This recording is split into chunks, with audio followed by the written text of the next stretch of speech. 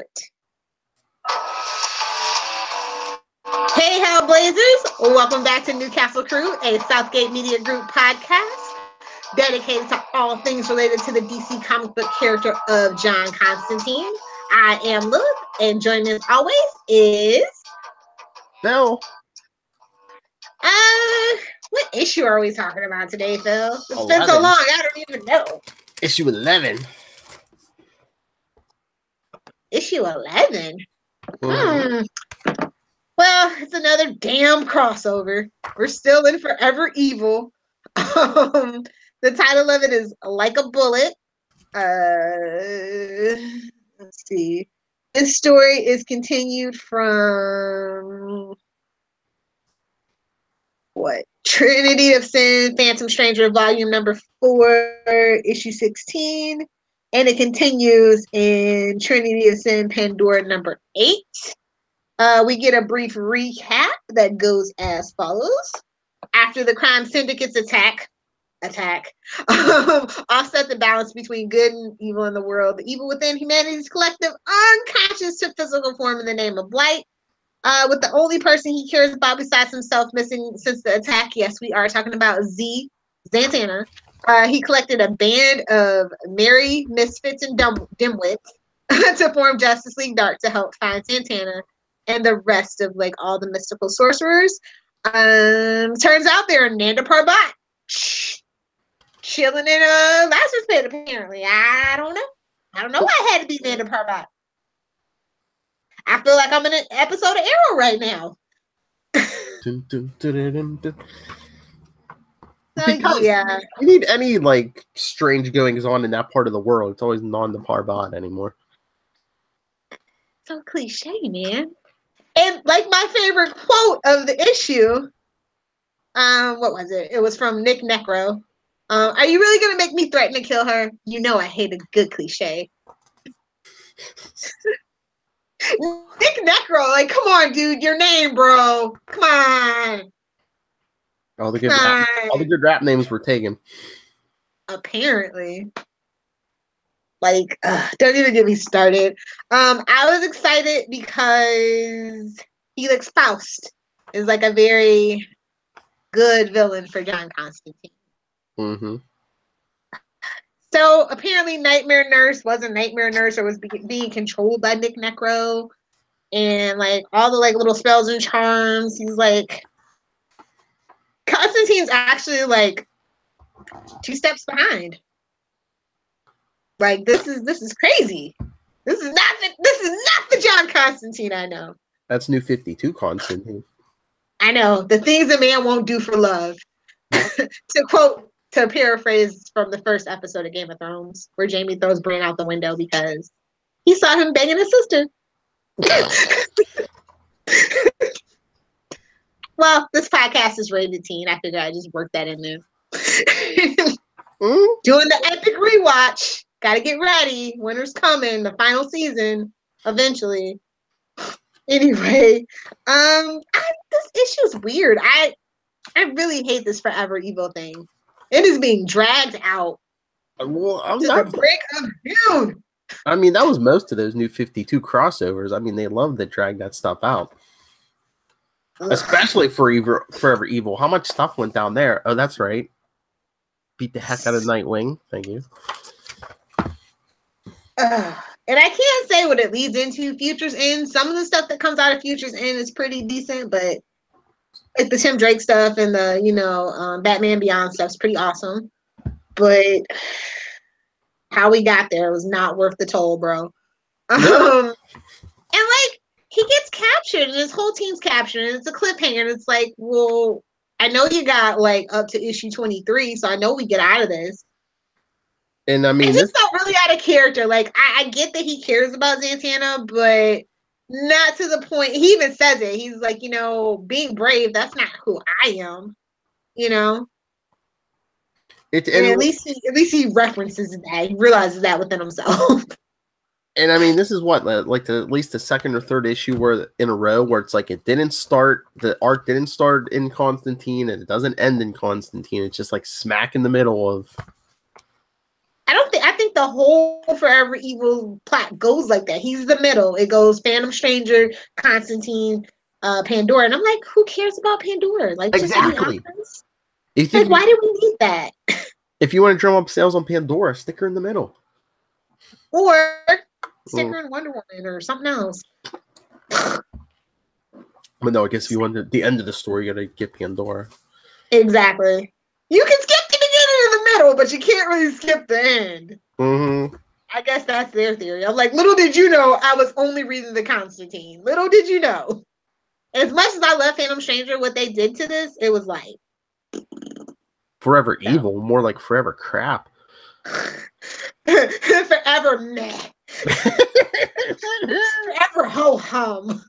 All the actions we use for Legion of Doom on Legends of Tomorrow, that applies to Forever Evil. Well, they got the Forever part right. It felt like it was never going to end. It really did, because, and it's just like, I like Crime Syndicate, but if you're only reading Constantine, you don't really actually get any of that. You don't get any Crime Syndicate, really. They might. Yeah. I think they actually might have called him out by name again, but yeah, again, no Crime Syndicate. Yeah, I mean, they're like the catalyst for Blythe or whatever, but I don't think they really did much, if I remember correctly, for this. So. And everyone's like imprisoned on like a big tower. I'm like, who is this? A watchtower, maybe? I'm like, is this Faust or the Anti-Monitor? I don't know. It's always the Anti-Monitor in disguise when it's something like that. That's my headcanon. I'm so traumatized by the Anti-Monitor and all the BS we went through. And then he comes back in Convergence and I got nervous. I'm like, wait, what are we, why? Did he even get his own series in post-Convergence for like 12 issues or something? It wasn't Anti-Monitor. It was that other guy. The one they introduced in Convergence, yeah. Oh, so terrible. DC has made some really, really bad choices post 2009. Ben Affleck. Ben Affleck. I mean, well, I love him as a director, and him and that Terreggio or whatever, however you say his last name, they make a really good like writing duo and stuff. But like him as an actor, I'm over it, dude. I mean, he was okay, but don't pin your whole universe on him. I mean, if you're gonna pin your whole universe, shouldn't you pin it on the figure of Hope? Like, and he's British. Like, no offense to Henry Cavill. I like him in certain things, but damn it, man. Well, I mean, it seems like now, if you're gonna pin it on anybody, pin it on Wonder Woman. Don't put that on Gail's shoulders, bro. Well, I mean, her movie's the only one that people are actually like, hey, there's a good DC but movie. It's so paint by the numbers. It's only good in comparison to what came before it. It's very B+.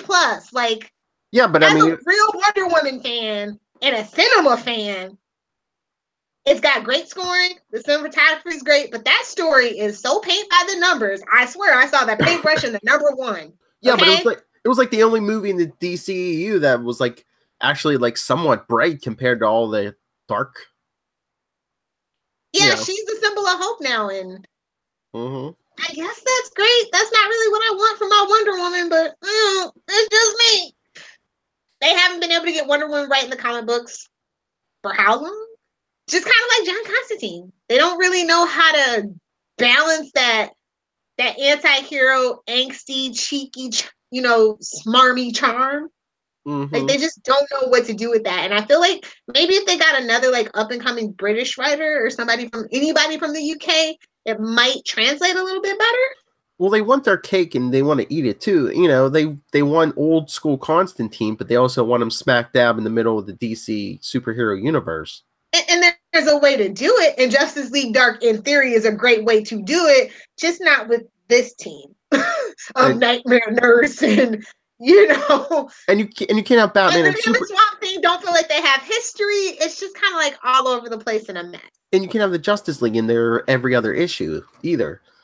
Well, I do like to always remind myself about why I'm a fan of Constantine. He did kind of trick Batman and Superman. I mean, right there is enough to love the man, So, which is why, I trudged through the New 52 Constantine, and there's some gems, definitely, in here, especially towards the tail end, which we're racing to. But I did send you the link. We get to get the news. We're gonna get another Matt Ryan appearance on Legend of Tomorrow this season. I know the finale, right? I don't know if it's the finale or like. It would make the most sense because I'm assuming they're gonna fight Malice. That's like the culmination. So, and their season finale isn't like in May or June where like plays and stuff like that are ramping up. No, they should be done filming pretty soon, right? If they're not done already, because like the finale's, you know, what, it's beginning or middle of April, because that's when Supergirl comes back. Oh, so okay. Yeah, so they'll be done in April. They should be done then by now. It's March-ish. It's like almost the end of March here. So yeah, that's what I was figuring. Yeah, because so I don't think maybe another month, maybe. Yeah. I mean, I'm always happy to have them back. Another reason to watch Legends like live if I can find it. These channels are challenging. The cable system's not the best up here. So, welcome to Canada Cable, eh? How can I help you? Yeah, I gotta get used to it. Oh, but awesome! I mean, they curse like sailors. Oh, you're right at home. Ah, yeah, right at home. So, I can't wait to start poking around. I hope that rumor of Flashpoint being the movie being shot in Vancouver is true, because then I get to stalk a set or two in my downtime. That's the first thing I thought when I read it. I was like, oh, she's there already. Please. I mean, we already saw him in the beginning of Batman vs Superman. Give us a Jeffrey Dean Morgan Batman. Oh, please.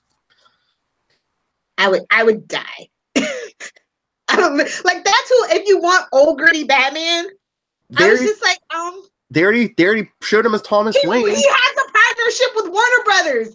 It's just, oh God, I can't. I know he's doing the Negan thing on Walking Dead, but screw that. Screw you Walking Dead fans. Well, I mean, he's not going to live. You know, they're going to kill him. They're stretching that Negan thing out. But like, I mean, they're not going to keep paying his salary. But I'm just saying, I mean, they already showed him as Thomas Wayne. He's got, you know, all those people who maybe haven't gone to see a DC movie that are fans of Walking Dead, that maybe that'll bring people in if he's, you know, Thomas Wayne Batman. Well, hopefully at this point the script is done. Although I remember that when it was just The Flash, it was supposed to be coming out May of this year. Like literally the week after The Flash was done, that movie was going to drop. Well, you know, you need a director to stay around more than 5 minutes. I am so bummed about the guy that directed Rocky 8. You know, the one with Michael B. Jordan. I can't. Apollo. The Creed movie. There we go. Yeah, isn't that the same guy who directed Black Panther? Is it? I thought I heard. Oh yeah, Ryan Coogler. Yeah, it was. For some reason, in the back of my mind, it was somebody else, but I'm pretty sure it is Ryan Coogler. So, I mean that guy now. I mean, he is gold. He is not touching a damn. Well, yeah, that's what I was gonna say. He has his pick of anything now. You know, now that Black Panther is about to hasn't made I don't think it's made $1 billion. It's like the #1 movie 4 weeks in a row. Don't you watch TV? Well, I'm saying I don't think it's hit $1 billion, but it's pretty close. It's really close. Yeah. Yep. Yeah. Actually, now that I think about it, Ryan Coogler has a thing for Michael B. Jordan, so we might have to be best friends because Fruitvale. I was gonna say you do go to Long Common. No, Fruitvale Station, where it's not exactly where I fell in love with Michael B. Jordan. I fell in love with Michael B. Jordan way back on The Wire. I was gonna say that's the only good thing about The Wire. Just saying. I'm kidding. Idris Elba. I fell in love with him there too. Anyway, yeah. I know you didn't fall in love with him on Fantastic Four. Man, that movie's a trudge. I like. Call me crazy. I like the original Fantastic Four movie. I don't like #2. No offense, Phil. I know you got history there. But I don't think the first one's that bad. I really thought that Julian McMahon was a great Dr. Doom.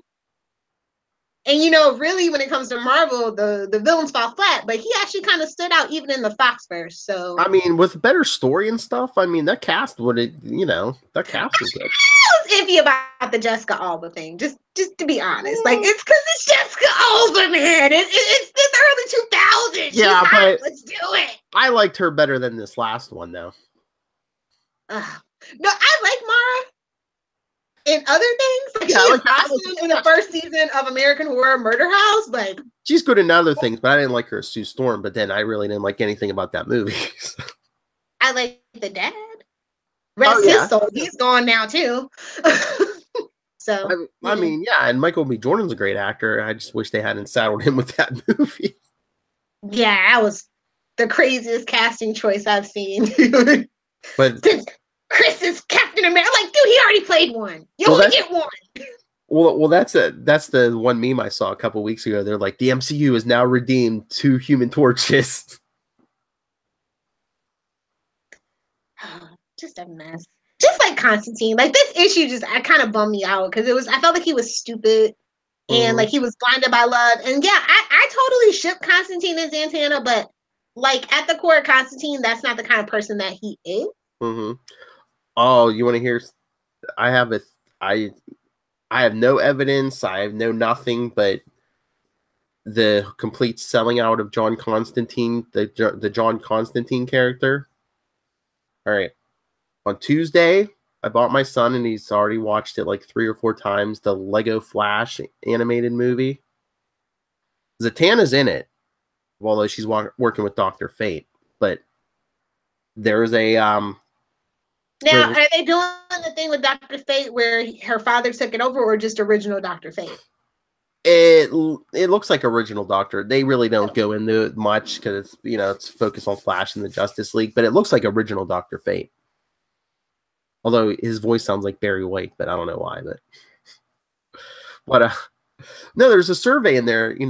It tells what you think, and it's like, are you a fan of Lego and DC and stuff? So like, I put I'm a fan of DC, and first they're like, what DC character would you like to see, next in a Lego DC movie? Of course, I put Nightwing, and then it comes up with a big list of like all these DC characters, and I'm picking all the bad characters, and I forget there's a couple other ones I was picking, but what DC character did I see on the list? That, who'd you like to see in the next DC Lego movie?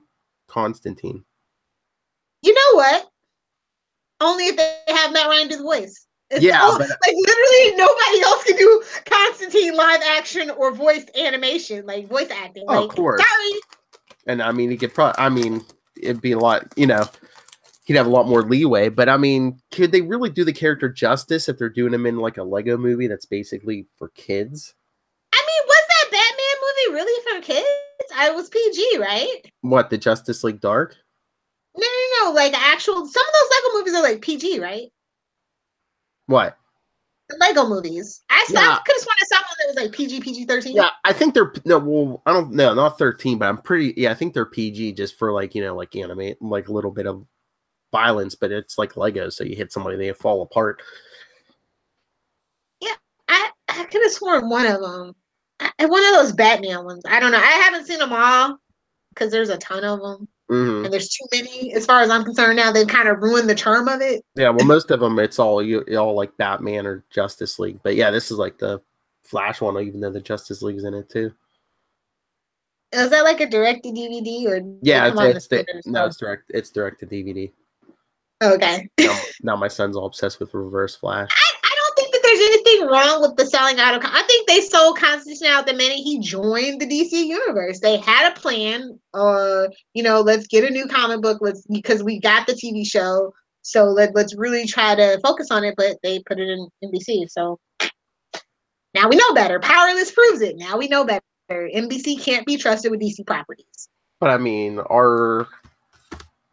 I don't know. Does the character lose something when you're like? He didn't have to, because this book is rated teen plus. Yeah. Every single one of these issues are teen plus, so it didn't have to lose anything. It's just they didn't find the right person. Like, no offense to the people that wrote it. Maybe they weren't a fan and they had to do some research and they stumbled. And, for the most part, I think they were American writers, right? Every single one since the New 52 have been American writers. I'm pretty sure, yeah. And so, that loses something in cultural translation as well.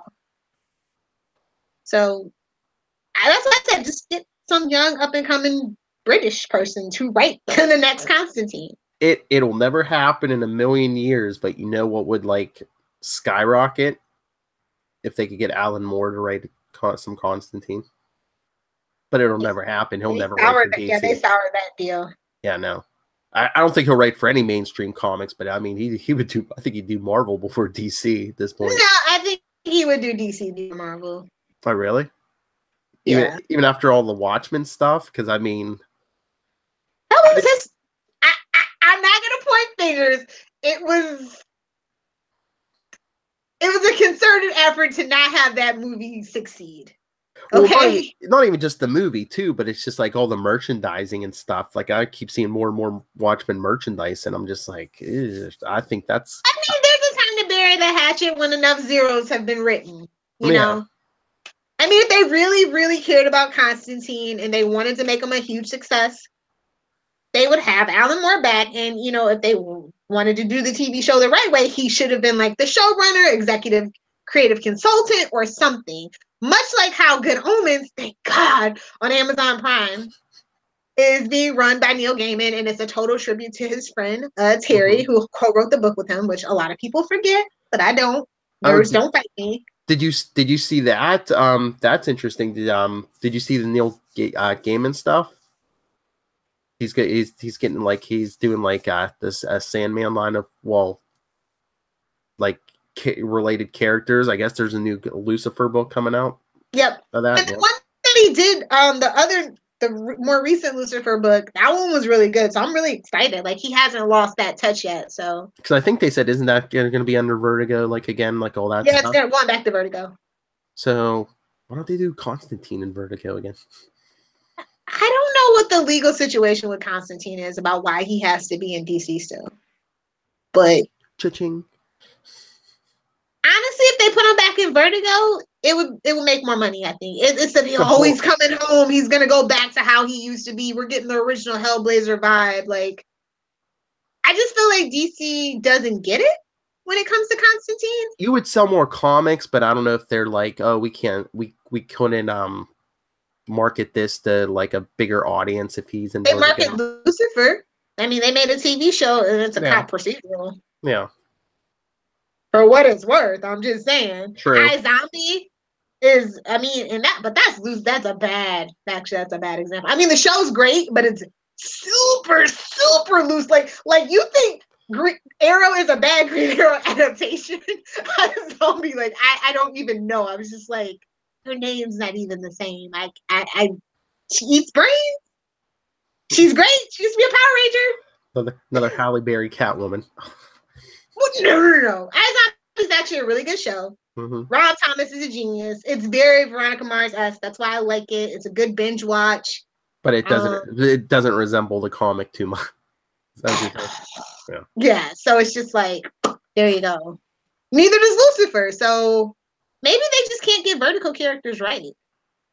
It does lose something in that chase to be mainstream. They're probably, I mean, to be on network TV, they're probably afraid to go too dark and, Well, don't put it on network TV. Look what Legion is doing.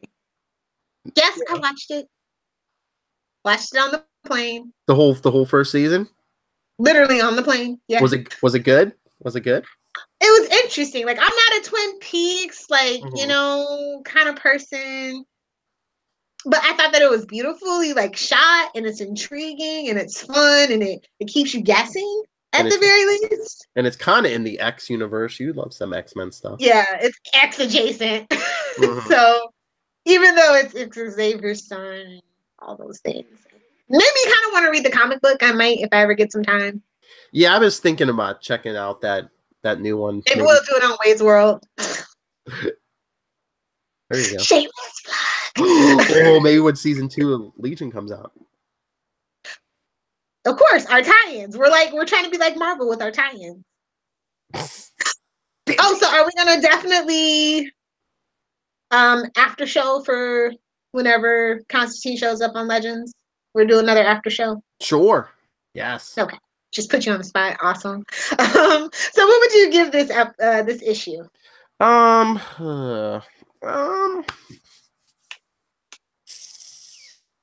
I'd say B minus. I mean, the story was okay, the action was good, but it's just like, I don't know. It seemed like it was going around in a circle, and it really just turned me off. I know, like originally when I read this, it was just like smack in the middle of like the last couple issues were smacking a crossover because I wasn't reading Phantom Stranger, I wasn't reading Pandora, so I was just like, what is this?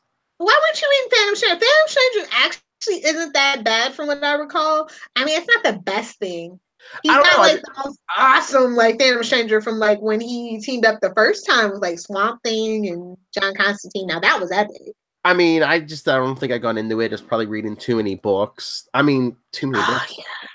I mean, yeah, that New 52 rush, it was a lot of books that you tried to. And if DC and Marvel would just cut down, I mean, I'd love to read every book. It's just can't afford it.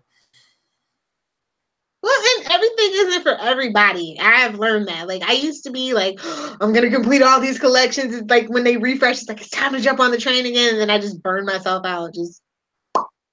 I mean, I would probably do weekly reviews. I would just say, hey, this was good. This wasn't good. But it's just like, there's too much stuff to keep up with. You know what? You need a partner to share the burden. Like we used to do on World's Finest. That's true. Like we don't have enough. We need a correspondent. Like, okay, you do Dark Horse, you do this, and you do that. We come back with our findings. So let me know if you ever want to do that. Okay. I'll do the Archie stuff. Like we're not busy enough. I mean, I'm reading comics, just not as many as I used to. And definitely not a lot from the big two. Well, I just mean podcasting. So I don't feel like I can, I just mean podcasting because you have another project you're thinking about, and it's just like it's a huge, at the very least, 375 episode, like just from the onset, from all the peripheral stuff. Like it's big. You could even jump in like some comics with that too. The 375 episodes, that's including the comics, the 2 different book series. And the post-show comic book, and they also had a comic book going while the show was on. So yeah, I'm kind of like an expert, and I actually like it wouldn't be that much for me because like I know that show inside and out, forwards and backwards. I can probably quote the pilot word for word for word. Lord, you and Tyler. Yeah. So, yeah, I mean, that project's not that big. It's just finding somebody that's as passionate or maybe has some hatred for it. I hear you. Starting up another project. Stay tuned on this feed for the Quantum Zone, the Quasar podcast. So, can you give us one newbie name? I want to know what nerd is encouraging this Quasar crap with you. No, this was my brainchild, and then I went out searching on the Twitter internet webs. Yes, and I got 2 guys got back to me and said, "Oh yeah, I love Quasar. Let's do this." Oh, this is gonna be fun. I can't wait. The one guy. I mean, I haven't really talked to them except like back and forth online, and stuff. But I believe one of them may be a stand-up comedian.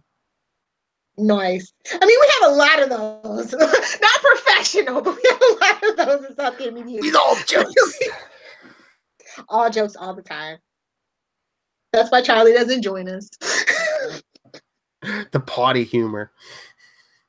The best. Internally, I'm gonna forever be a 12-year-old boy, and I'm okay with that. I like fart jokes and I like boobs. There you go. Nice. And on that note, Hellblazers. The things you really got to think about the things you'll do for love. Be like Meatloaf. You would do anything, but you won't do that. As in get caught by Felix Faust and endanger the world. Just do it. Think with your big head, people. Constantine rushing into unknown territory to save to be with the woman he loves, just like Lilith Hellfire's boyfriend. Crossing international borders.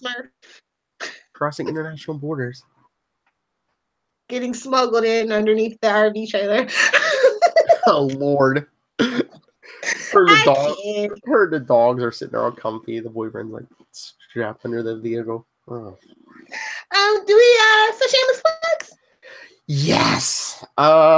if you want to get a hold of us, discussing Constantine, share your happiness that he's going to be back on Legends of Tomorrow, email us, newcastlecrew@gmail.com. We're on Facebook, on Twitter, @Newcastlecrew. If you want to share, do it easy. The voicemail, 614-382-2737. That's 614-38-CAPES. That's for all Capes and Lunatics and Capes and Lunatic sidekicks. So send me your Quasar thoughts. As for me, you can find me on Twitter @Lilith Hellfire or everywhere else @Adventures in FG. That's Twitter, Pinterest, Facebook, Instagram, and be on the lookout for my new project. Although it probably won't launch until September on my project's anniversary. I'm giving you a lot of hints. Maybe you'll guess. I think the biggest hint was Tyler Patrick. 300 Evan Campbell. I'll see you in hell, Squire.